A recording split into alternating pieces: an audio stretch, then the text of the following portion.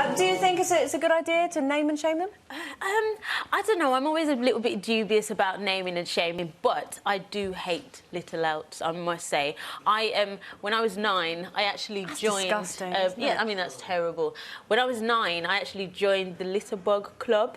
It was a real thing. And I was quite a proud member. And I remember, basically, you just had to keep an eye. But I guess it was just more for you to, you know, keep an eye on yourself, really. And I find that my mum kind of passed that down to me. Don't throw your crisp packets on the floor and hold on to your rubbish until you get to the bin. And then I do that with my daughters. And I think it's more about that. Yeah, but I totally agree with that. And I hate litter, and I don't like throwing litter, and I'll always look for a bin. Yeah. But the perfect example is the picture before the picture before that was the overflowing bin, and people have put their litter. They've put the litter in bags, taken it to the bin. I mean, we pay enough council tax and stuff like that we should have people. You know, there's people out of work. You know, community service. Why are they going around? So many times I've gone up to a bin and it's disgusting.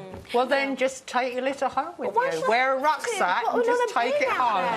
Well, you know, yes, wear a rucksack. That's what we walkers do. How much litter do you make, though? If I was confronted with that, I wouldn't add to the pile. I'd take it home. I don't think that's the point. I think they need to be shamed to get people out to empty those But that's bins. not solving the problem. I mean, 1 in 4 people that get fined for dropping litter. That's why this council in Wales have done it, because 1 in 4 people gave false names and addresses and had no intention of paying their fines. And it's costing the council something like £1 million a year to clear up litter. Well, that could all be spent on other things. You know what I find really funny? Like, looking at this, that to me isn't litter. For me, litter is like dropping a crisp packet, or do you know what I mean? But if that's included in litter, I mean, that is awful. If I see someone throwing litter, I am quite aggressive about it. I mean, I have put litter back through car windows. But that is when it's good. To be a very healthy, How do you manage that on the M1? You must run. You know, in central London, they're idling in traffic. I just stick it back in the window.